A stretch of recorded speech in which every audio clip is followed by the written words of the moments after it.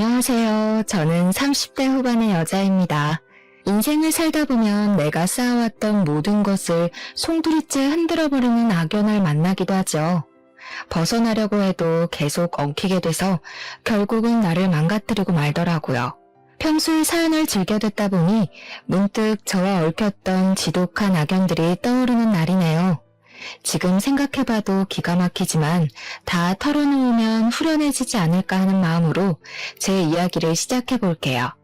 저는 어릴 때부터 홀어머니와 둘이 살았어요. 지금에서야 저를 혼자 키우느라 엄마가 얼마나 고생하셨을지 가늠이 안 되지만 어린 시절에는 엄마의 사랑 덕분에 부족하다는 생각 없이 밝게 잘 자랐어요. 엄마는 분식집을 하셨는데 얼마나 저에 대한 사랑이 각별하셨는지 제가 다니던 초등학교, 중학교, 고등학교를 옮겨 다니시면서 장사를 하셨답니다. 언제나 일을 하셔야 해서 저를 돌볼 수 없으니 가까이서라도 지켜보려고 했던 마음이셨겠죠. 중고등학교 때는 친구들 데리고 가면 엄마가 언제나 떡볶이를 듬뿍 주시곤 했어요. 그래서 저는 항상 친구도 많고 즐거운 학창 시절을 보낼 수 있었던 것 같아요. 엄마는 제가 결혼을 한 후에도 다녔던 고등학교 앞에서 분식집을 하셨답니다. 가끔 가보면 교복 입은 아이들과 정답게 수다 떠시는 엄마를 볼 수 있었는데요. 그 시절의 엄마와 제가 생각나서 마음이 찡해지곤 했죠. 저는 얼른 자립을 해서 엄마에게 도움이 되고 싶었던 생각이 컸기 때문에 전문대를 나와서 바로 작은 회사의 격리로 일을 시작했답니다. 남편을 만난 지는 그 즈음이었어요. 친한 동료가 있었는데 같이 저녁을 먹으면서 찍은 사진을 동료의 친구였던 남편이 우연히 보게 된 것이죠. 그 이후로 자꾸 저를 소개해달라고 졸랐다면서 소개팅을 주선해 주었답니다. 처음 만난 남편은 동갑답지 않게 참 젠틀하고 좋은 가정에서 살아왔겠구나 하는 생각이 드는 사람이었어요. 문득 보이는 행동에서 여유가 느껴지고 대화를 해보니 저보다 아는 것도 참 많았죠. 남편은 적극적으로 구애를 해왔고 우리는 곧 연인이 되었답니다. 남편이 데려가는 식당이나 뮤지컬 극장, 여행은 저에게 참 새로운 곳이 많았죠. 살면서 해본 것도 가본 것도 별로 없다는 것을 남편을 통해 알게 되었달까요? 마치 저에게 신세계를 열어준 듯이 남편과 처음 해보는 것이 많아 데이트는 항상 즐거웠죠. 사귄 지 1년도 되지 않아 남편은 자꾸 결혼하자는 이야기를 꺼내더라고요. 저는 데이트하고 만나는 건 참 좋았지만 아직 20대 후반이었고 모아둔 돈도 없었기에 결혼은 한 번도 생각해보지 않았어요. 부담스럽다고 거절했지만 남편은 일단 집에 가서 부모님께 인사드리자고 계속 재촉했답니다. 그렇게 남편에게 끌려다니다 보니 어느새 남편 집 앞에 서 있더라고요. 시부모 댁은 서울 근교의 주택단지에 있는 단독주택이었는데 기와가 있는 현대적인 한옥으로 멋들어지게 지어져 있더라고요. 저는 쭉 빌라에서만 살아서 단독주택에 산다는 건 생각도 못 해봤는데 집을 구경해보니 참 멋지긴 했답니다. 앞마당과 뒷마당도 널찍하고 작게 텃밭도 있고 시부모님은 드라마에 나오는 것처럼 여유롭게 살고 계시더라고요. 시부는 공무원을 하셨다가 퇴직한 지 얼마 되지 않았고 시모는 항상 전업주부셨다고 해요. 저를 위해 식사를 준비해 두셨는데 텃밭에서 직접 땄다는 신선한 채소와 윤기 나는 갈비찜을 먹으며 잠시나마 완전한 가족 속에 있는 듯한 행복을 느꼈죠.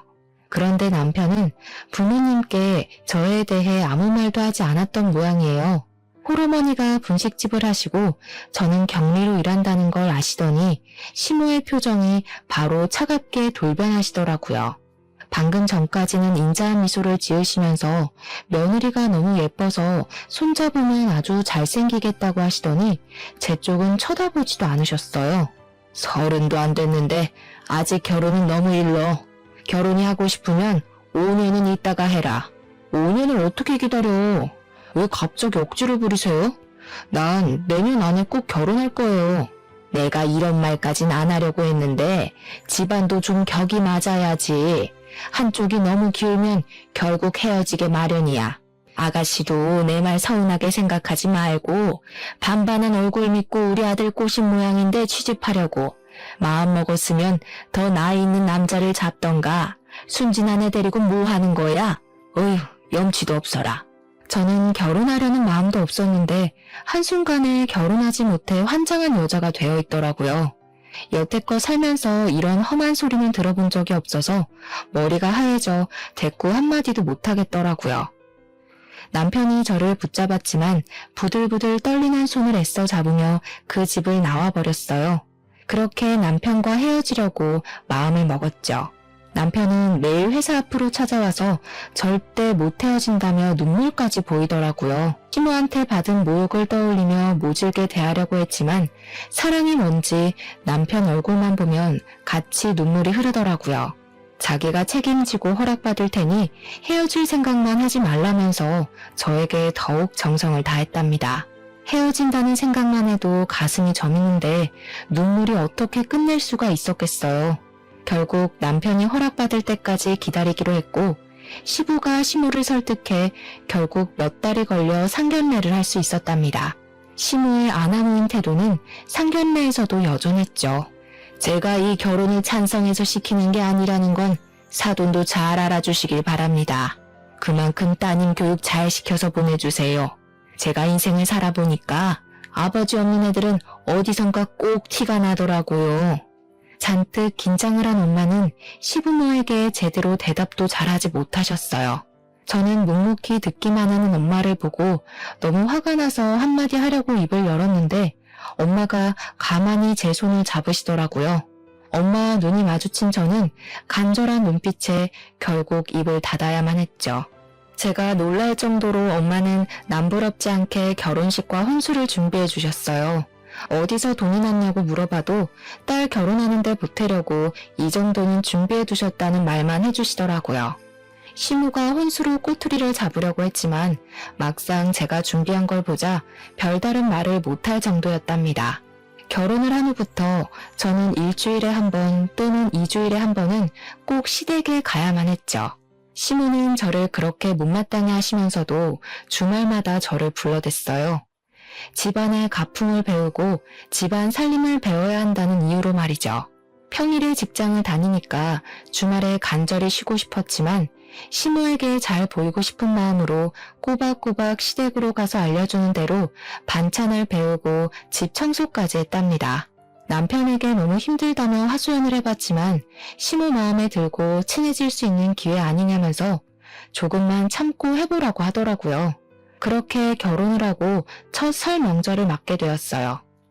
평생 전업주부로 살아온 시모는 자신의 음식 솜씨에 대해 자부심이 엄청났어요.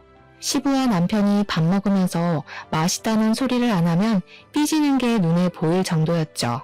시모가 한 음식을 먹을 때마다 항상 맛있다고 호들갑을 떨어야 했답니다. 엄마와 둘이서 살아서 저는 명절을 항상 간소하게 지내곤 했는데 시댁에 와서 이렇게 명절에 음식을 많이 할 수 있다는 걸 처음 알았네요. 친척들이 많이 온다며 음식량을 어마어마하게 준비하더라고요. 3시간을 꼼짝 못하고 전을 부치는데 허리가 끊어질 것 같았죠.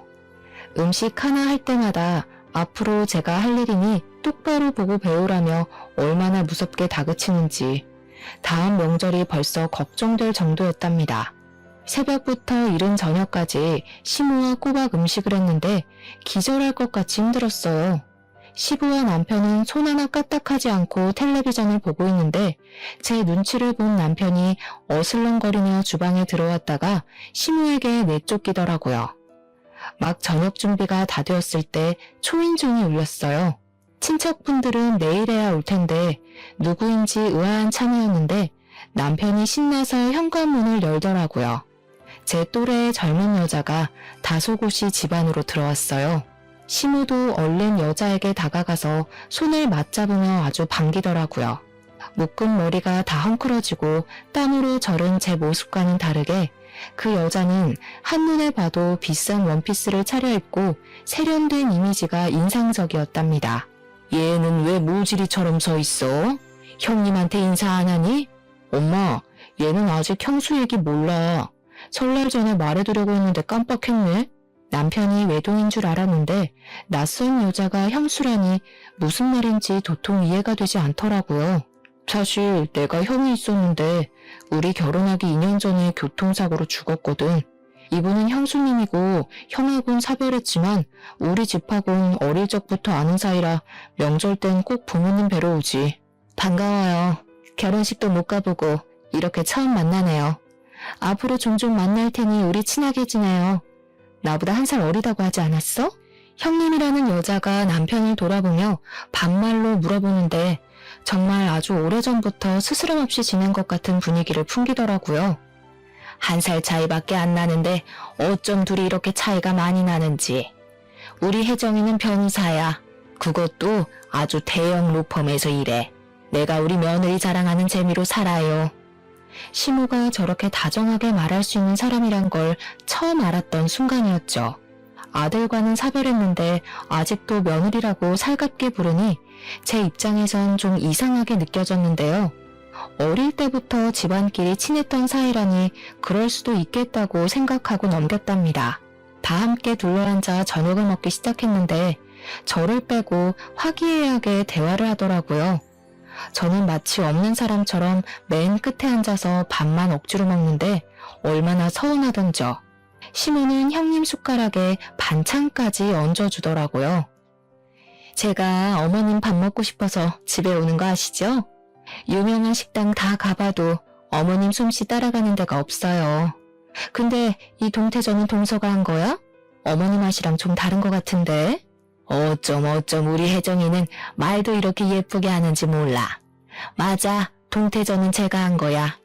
앞으로 제사도 도맡아 해야 되는데 솜씨가 없는 것 같아서 걱정이야. 동서가 아무리 잘한데도 어머니 솜씨는 못 따라가죠. 20년에도 안 될 것 같은데요. 어머니, 건강하셔야 돼요. 전 어머님 음식 오랫동안 먹고 싶어요. 그럼. 아무리 아파도 우리 혜정이 밥은 해줘야지. 그나저나 녹용은 왜 또 보냈어? 저번에 해준 거 다 먹은 지도 얼마 안 됐는데. 두 사람의 대화를 들으니 민망해서 밥이 코로 들어가는지 입으로 들어가는지 모르겠더라고요. 며느리인 저보다도 서로 연락을 더 자주 하고 밖에서도 종종 만나는 것 같았답니다.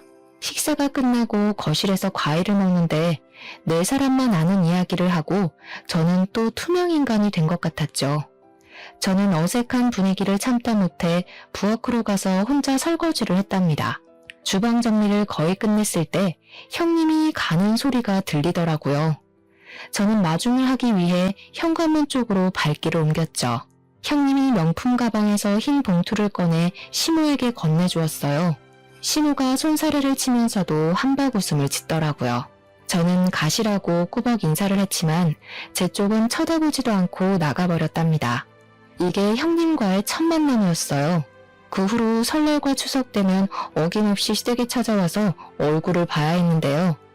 저와 형님을 비교하는 시부모와 남편 때문에 명절이 다가오면 잠도 못 잘 정도로 저에겐 큰 스트레스였답니다. 저는 아이를 갖고 싶었지만 소식이 없어 늘 걱정이었고 매주 시댁에 가서 일을 하는 것도 너무 스트레스였어요. 남편에게 도와달라고 말해봐도 시큰둥한 반응만 돌아와 저는 점점 더 지쳐갔죠. 그렇게 스트레스 받을 거면 차라리 일을 그만둬. 몇 푼 벌지도 못하는데 때려치우고 어머니한테 살림이나 제대로 배워. 그렇게 결혼한 지 5년이란 시간이 흘렀지만 여전히 아기 소식은 없었고 시모는 저를 더욱 무시하고 구박했답니다. 넌 도대체 밥만 축내고 하는 게 뭐니?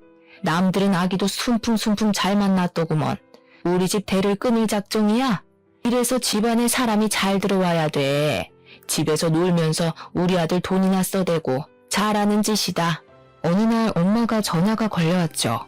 제 처지가 너무 우울했기에 엄마한테 보여주지 않으려고 안부 전화를 한 지도 찾아간 지도 너무 오래되었더라고요. 결혼하고 나서 시어머니가 보내주지 않아서 명절에도 한 번도 찾아가 보지 못했어요. 엄마는 항상 이해한다고 너만 잘 지내면 된다고 말씀해 주셨지만 혼자서 명절을 보내시는 게 얼마나 쓸쓸하셨을까요?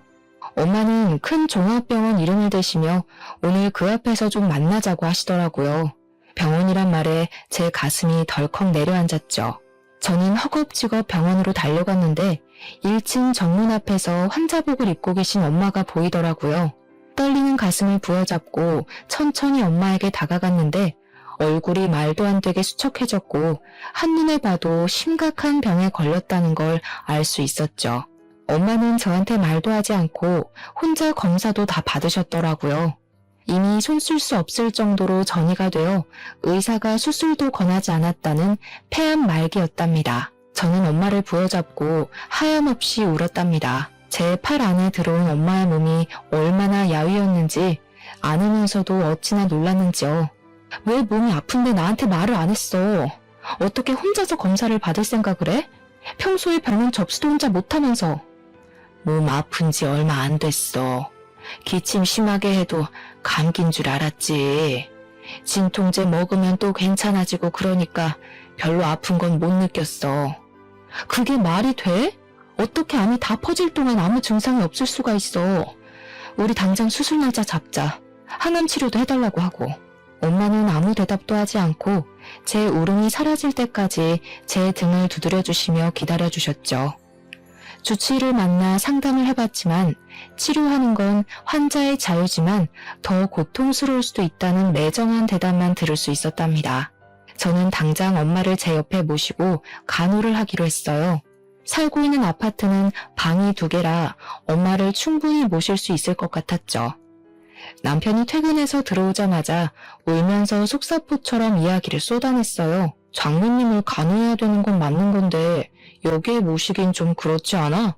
저는 생각보다 차가운 남편의 반응에 당황을 했답니다. 만약 시모가 큰 병에 걸렸다면 저는 시댁에 들어가서 간호하라는 말을 해도 받아들였을 텐데 말이죠. 사실 이 집은 우리 부모님이 해준 거니까 장모님한테도 여쭤봐야 되지 않겠어? 네가 우리 엄마한테 얘기를 한번 해봐. 어머님한테 말하면 당연히 안 된다고 하시겠지. 나 미워하시는 거 몰라서 그래? 어머님이 여기서 같이 사시는 것도 아닌데 꼭 시부모 허락을 맡아야 되겠어? 말씀 안 드리고 장모님을 모시고 오면 더 화내실 건 생각 안 해? 아, 난 몰라. 네가 엄마한테 허락받든가 말든가 네가 알아서 해. 난 머리 아파. 저는 남편의 태도에 많이 실망했죠. 돌이켜보면 지금껏 항상 방관자처럼 지켜만 봤을 뿐 저를 위해 나서준 적이 없었다는 걸 깨달았답니다.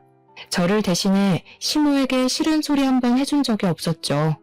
언제부터인가 저는 이 집안에서 부족한 존재라는 생각을 스스로 하고 있어서 부당한 대우를 받아도 당연히 그럴 수 있다고 받아들이고 있었던 것 같아요. 그때 갑자기 형님 얼굴이 떠오른 건 왜였을까요? 이번에는 마음을 단단히 먹고 시댁으로 찾아갔어요. 시모에게 어렵게 엄마 얘기를 꺼냈지만 역시나 예상했던 대로 차가운 대답만 돌아왔죠. 넌 어쩜 나쁜 소식만 그렇게 끌고 들어오니? 집에 아픈 사람이 있으면 그 집안은 어둡고 나쁜 기운이 들어오는 거야. 내 아들이 힘들게 일하고 들어와서 아픈 장모 보면 얼마나 기운이 빠지겠어. 너는 도대체 생각이 있는 애니? 어머님이 안 된다고 하셔도 저는 엄마 꼭 모셔야겠어요. 많이 아프신데 혼자 계시도록 할 수는 없어요.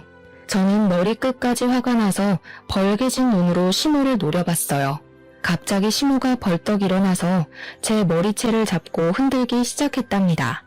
제 몸은 시모에게 잡혀 꼭두각시 인형처럼 이리저리 흔들리다 바닥에 패대기 쳐졌어요.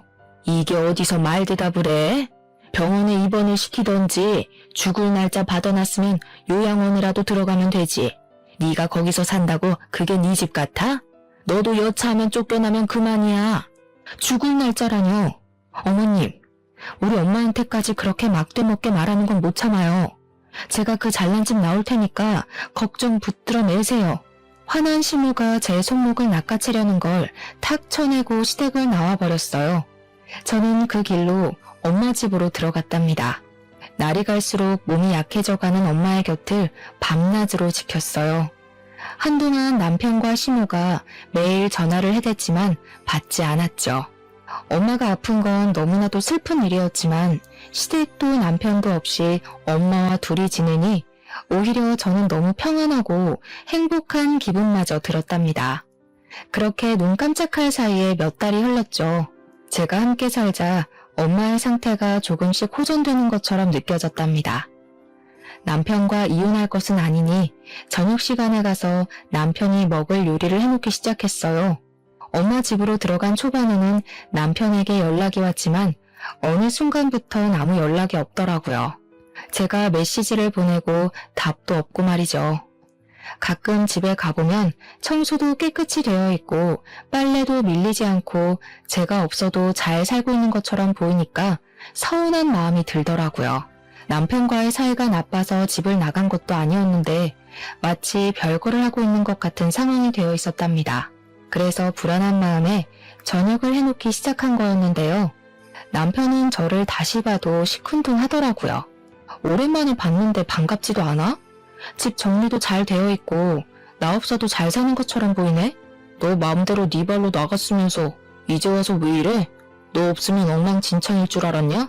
야, 일주일에 2번 일하는 아줌마 부르니까 네가 살림할 때보다 훨씬 낫다. 장모님의 안부 한 번을 묻지 않는 남편의 태도에 화가 났지만 저는 바보같이 매일 저녁을 해주고 남편이 밥을 다 먹으면 설거지까지 해두고 밤에 부랴부랴 엄마 집에 돌아오는 생활을 계속했답니다. 그렇게 지내던 어느 날 집에 가보니 남편이 평소보다 일찍 왔는지 거실 소파에서 자고 있더라고요.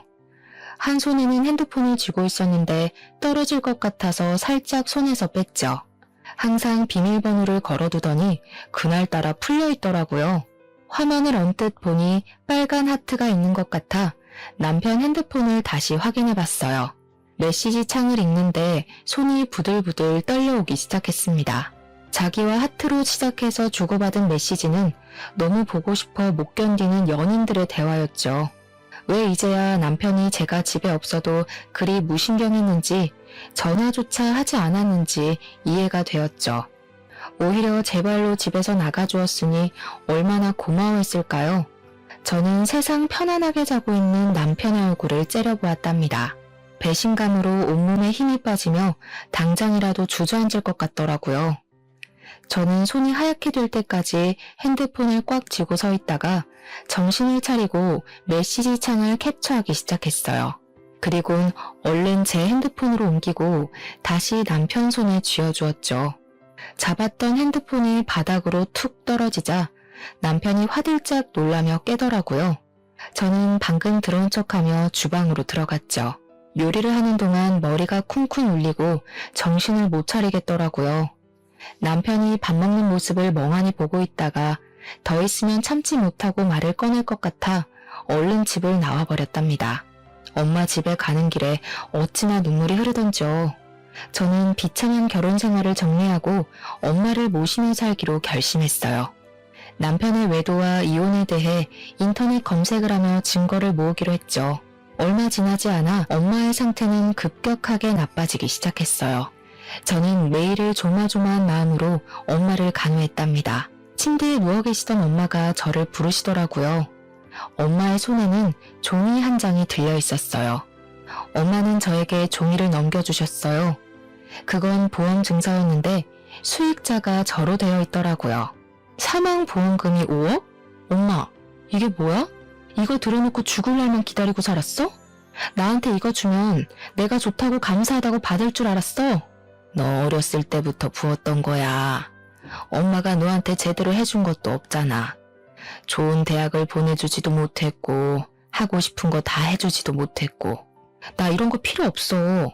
내가 바라는 건 엄마가 내 옆에 오래 있는 거야. 이딴 돈 엄마가 살 수 있다면 내가 엄마한테 줄게. 엄마가 없으면 이게 무슨 소용이야? 네가 시집가서 얼마나 힘들게 사는지 엄마가 다 알아. 알면서 도와주지도 못하고 사돈한테 한 소리 제대로 하지도 못했어. 이렇게 못난 엄마 네가 용서해줘. 엄마 가면 이 돈으로 너 하고 싶은 거 하면서 훨훨 날아가 살아. 넌 누가 뭐래도 세상 제일 소중한 내 딸이야. 저는 피를 토하는 심정으로 엄마 무릎에 고개를 묻고 통곡을 했죠. 저와 엄마는 오랫동안 함께 껴안고 뜨거운 눈물을 흘렸답니다. 엄마는 마지막이 곧 올 거라는 걸 알고 계셨던 걸까요? 얼마 지나지 않아 엄마는 숨을 거두고 말았습니다. 남편에게 바로 연락을 했지만 중요한 회의가 있다며 제가 장례 준비를 다 마친 뒤늦은 저녁에서야 왔더라고요. 가뜩이나 횡한 장례식장에 저 혼자 상주로 앉아있는데 돌아가신 엄마를 끝까지 걱정시키는 것 같아 면목이 없었답니다. 시부는 장례식장에 왔지만 시모는 오지도 않았죠. 알고 보니 친목계 여행 일정이 잡혀 있어서 지방으로 여행을 갔다더라고요. 끝까지 저와 엄마를 업신여기는 남편과 시모의 행동으로 인해 저는 이혼에 대한 결심을 더더욱 굳히게 되었어요. 장례식이 끝난 뒤 저는 다시 집으로 들어갔죠. 바람 피우는 걸 제가 알고 있다는 사실을 모르는 남편은 뭐하러 집에 들어오냐며 비아냥거리더라고요. 그날부터 저는 외도 증거를 찾기 위해서 집안과 남편의 옷을 뒤져봤지만 별다른 건 나오지 않았어요. 남편의 컴퓨터를 보려고 했지만 비밀번호가 걸려 있어 살펴볼 수도 없었습니다. 저는 남편이 자고 있는 밤에 몰래 나와 자동차의 블랙박스를 확인해봤는데 역시나 여자가 차에 타고 남편과 노닥거리는 음성을 찾을 수 있었어요. 목소리만 들어서는 누군지 알 수는 없었죠. 저는 그렇게 증거를 하나씩 찾아 나갔답니다. 그리고 엄마의 유언대로 저는 홀로 서기를 준비하기 시작했죠. 엄마가 남겨주신 5억의 보험금을 받아서 어떻게 써야 할지 고민을 했어요. 엄마의 목숨과 바꾼 귀한 돈인데 함부로 쓰고 싶지 않았어요. 저는 오랫동안 봐두었던 아파트 한 채를 사게 되었죠. 지금 살고 있는 동네에서 멀지 않은 곳인데 유명한 학군인지라 인기가 많은 동네고 아이 키우기도 좋은 환경이라 남편에게 그 아파트로 이사 가자고 말해본 적이 있었어요. 남편은 부동산에 대해 알지도 못하면서 몇 억씩 하는 아파트를 함부로 투자하냐고 저한테 핀잔을 주었거든요.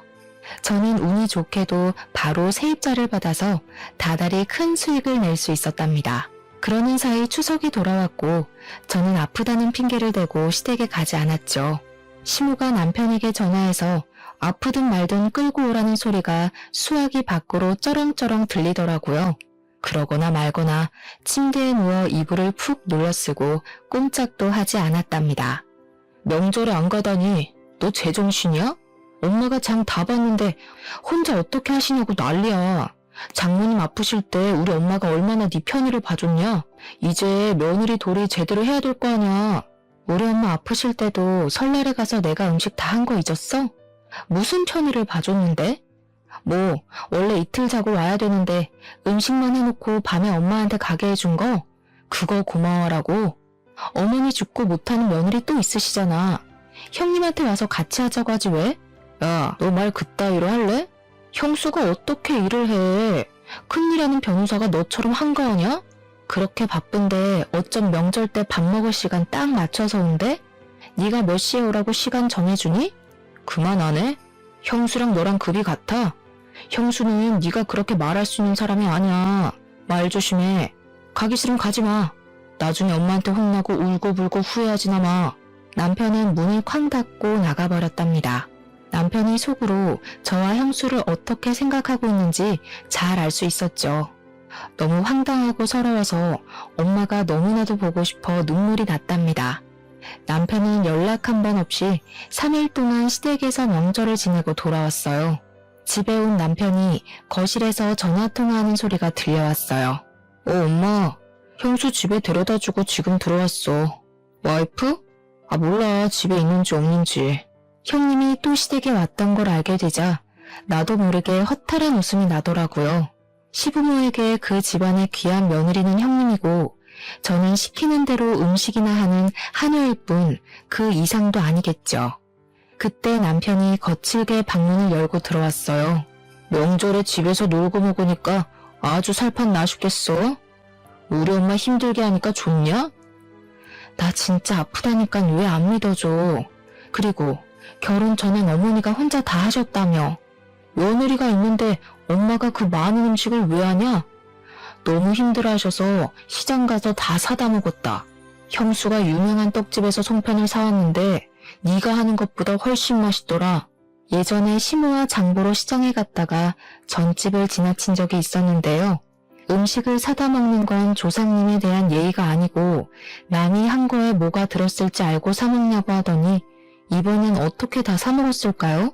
떡집에서 사먹는 송편은 못 쓴다며 매년 추석 때만 되면 뒷마당에서 뜨거운 가을볕 아래 찜기 한가득 송편을 올리던 제 모습이 떠올라 가슴이 쓰려왔답니다.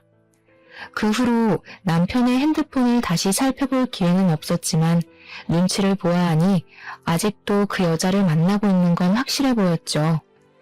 저는 전문 변호사에게 이혼 상담도 받아보며 착실히 준비를 해갔답니다.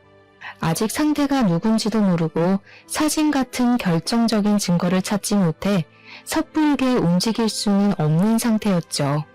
하지만 통장으로 꼬박꼬박 월세가 들어와 쌓이니 알게 모르게 든든하고 자신감이 생기더라고요.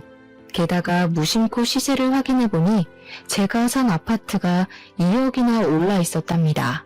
제 마음이 든든하니 남편이 매일 비아냥거리고 짜증을 내도 아무렇지도 않게 넘길 수 있었죠. 이윽고 찬바람이 불기 시작하더니 김장철이 다가왔죠. 시모는 김치에 대한 집착이 엄청났는데 자기가 담근 김치가 엄청 맛있다고 생각한답니다. 그래서 해마다 엄청 많은 양을 해서 친척과 친구에게 나눠주고 그 칭찬받는데 자부심이 엄청났죠. 추운 날씨에 시댁 앞마당에서 몇백 포기의 배추를 절이고 무채를 써는 일을 저 혼자 해야 했기에 저는 결혼하고 나서부터 김치라면 학을 떼게 될 정도였죠. 그래서 이번엔 절대 나가지 않으려고 결심했는데 그걸 눈치챈 시모가 매일 전화가 오더라고요. 시모도 김치는 해야 하고 혼자 하기엔 엄두가 안 나니 처음으로 저에게 사근사근하게 대하더라고요. 요즘 몸은 어떠니? 이제 김장을 해야 되는데 오랜만에 집에 와야 되지 않겠어? 내가 너 힘들까봐 이번엔 절인 배추를 사다가 하려고 한단다. 양념만 바르면 금방 끝나지. 우리 이번엔 쉽게 하고 보쌈이나 만들어서 먹고 푹 쉬자. 어떠니? 시아버지도 너 오랫동안 못 봤다고 보고 싶다고 하시는구나. 이번엔 200포기도 안 하려고 한단다.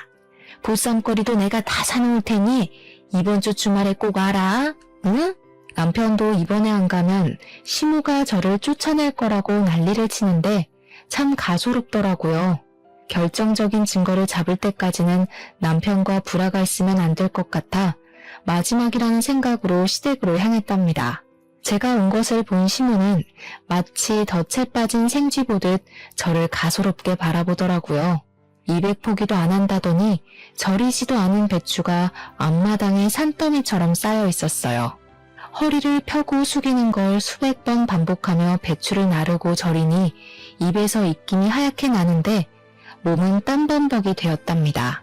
제 인생의 마지막 김장이라고 이를 갈며 어둑어둑해질 때까지 김장을 했네요. 거의 마무리가 되고 옷이며 머리카락이며 고춧가루가 더덕더덕 붙은 채로 앞마당에 앉아 있었는데 초인종이 울리더라고요. 역시나 제 예감이 맞았죠. 일을 마치고 바로 온 듯한 형님이 정장 투피스를 멋들어지게 입고 들어오더라고요. 형님은 저를 한번 흘깃보곤 인사도 없이 집 앞으로 쏙 들어가 버리는 게 아니겠어요? 시부모와 남편이 반갑게 인사하는 소리가 시끌벅적하게 들리는 와중에 시모가 저에게 들어오라고 삑 소리를 지르더라고요. 그렇게 저만 빼고 화기애애한 저녁 식사가 시작되었죠. 형님은 법원에 가느라 점심도 제대로 못 먹었다면서 제가 한 보쌈과 김치를 야무지게 먹더라고요. 밥만 쏙 먹고는 형님은 일찍 가야겠다고 일어섰죠. 시모는 커다란 김치통에 김치를 담아 가져가라고 주고 형님은 시모에게 하얀 돈봉투를 쥐어주고는 바쁘게 나가더라고요. 남편이 김치통을 들어준다며 같이 나갔답니다. 식탁을 정리하는데 형님이 핸드폰을 두고 나갔더군요. 저는 얼른 핸드폰을 들고 차가 주차되어 있는 뒷마당으로 갔죠. 불빛이 없어 컴컴한데 옆에 나란히 있는 두 사람의 형체가 보이더군요. 가까이 다가가던 저는 걸음을 멈춰 설 수밖에 없었어요. 세상에 두 사람이 부둥켜 안고 있는 게 아니겠어요.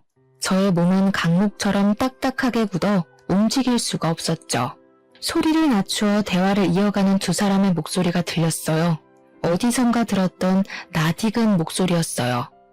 바로 블랙박스에서 들었던 여자의 목소리였던 거였죠. 순간 누가 이마를 세게 때린 듯이 눈앞에서 불꽃이 번쩍하고 튀는 것 같더라고요.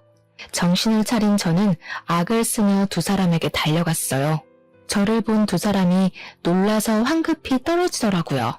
분노를 참지 못한 저는 마당에 있는 물 호수를 틀어서 둘을 향해 사정없이 뿌려대기 시작했답니다.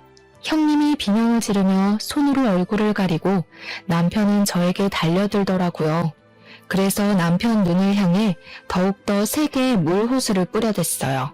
형님의 비명소리에 달려온 시모가 얼른 수도꼭지를 잠가버리더니 제 머리채를 잡으려고 손을 휘저기며 달려오는 게 아니겠어요?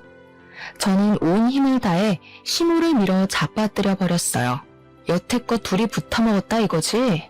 사람 하나 바보 만들고 재밌었니? 너네 이런 사이인 거 네 엄마도 알고 있었어? 이 나쁜 놈아. 저는 차의 트렁크에 놓인 김치통 뚜껑을 열어서 김치 두 포기를 양손에 들고 남편과 형님 얼굴에 문대버렸어요. 두 사람은 눈이 맵다고 악을 쓰며 주저앉고 난리가 났죠. 당황한 시모가 그걸 보고 다시 물 호수를 두 사람한테 뿌리기 시작했죠. 그 모습을 보고 있으니 아주 코미디가 따로 없더라고요. 저는 머리 위로 김치통을 들어서 시모한테 던져버렸어요. 시모가 중심을 잃고 쏟아진 김치 위에 넘어져 버렸답니다. 시모가 저를 향해 죽일련 소리를 질러댔어요. 저 두 사람이 사랑해서 죽고 못 사는 사이라네요. 좋으시겠어요. 이제 진짜 둘째 며느리 하시면 되겠네요. 저 자랑스러운 며느리랑 천년만년 김치 담그시면서 행복하게 사세요. 저는 바로 시댁을 뛰쳐나왔죠. 중요한 물건만 챙겨 나오려고 집으로 돌아왔는데 문득 남편의 컴퓨터가 눈에 밟히더라고요. 어쩐지 형님과 관련된 비밀번호를 걸어두었을 것 같아서 저장되어 있던 형님의 핸드폰 끝번호를 쳐봤더니 바로 암호가 풀리는 게 아니겠어요? 역시나 컴퓨터 안에는 둘이서 찍은 사진이 가득 저장되어 있었고 저는 모조리 옮겨 증거를 확보할 수 있었답니다. 둘이 얼굴을 맞대고 있는 게 제일 처음 찍은 사진이었는데 날짜를 따져보니 형이 사고 나서 죽은 지 6개월이 지난 후였더라고요.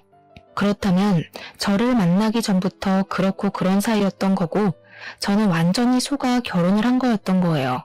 지금껏 두 사람에게 속고 시모에게 구박받은 세월이 주마등처럼 스쳐가며 바보 같은 제 자신이 너무나도 밉더라고요.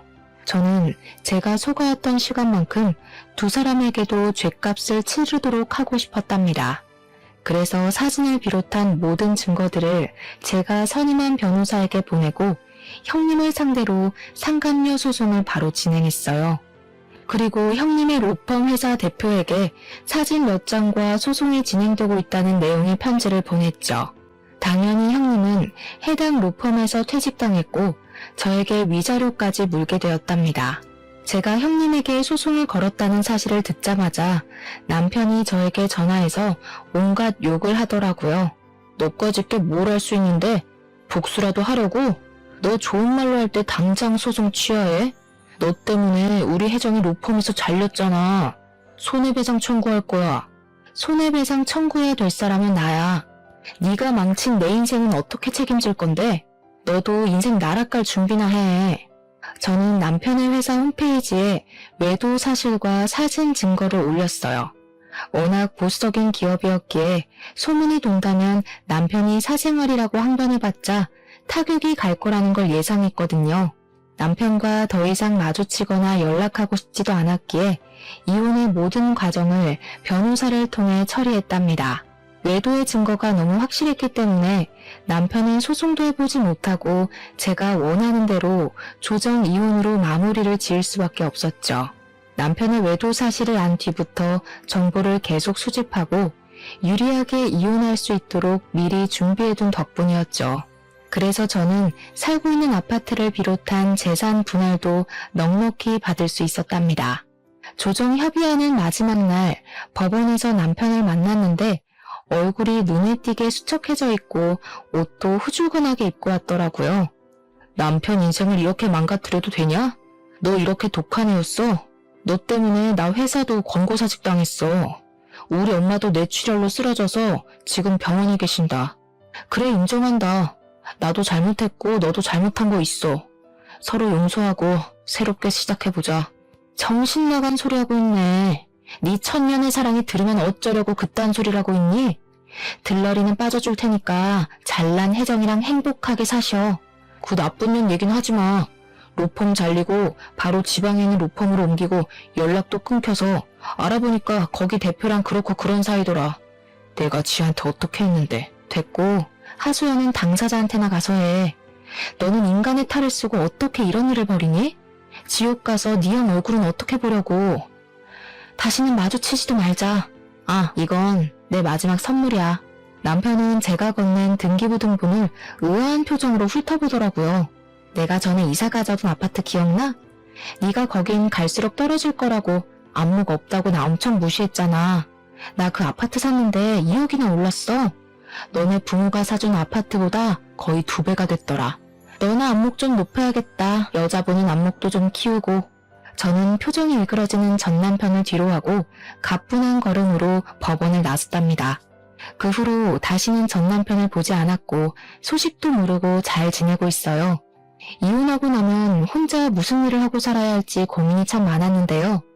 어릴 때부터 손재주가 있는 편이어서 반영구 화장 기술을 배워 지금은 숍을 차려서 바쁘게 지내고 있답니다. 입소문이 조금씩 나더니 평일도 예약이 꽉 차서 외로움을 느낄 시간도 없고요.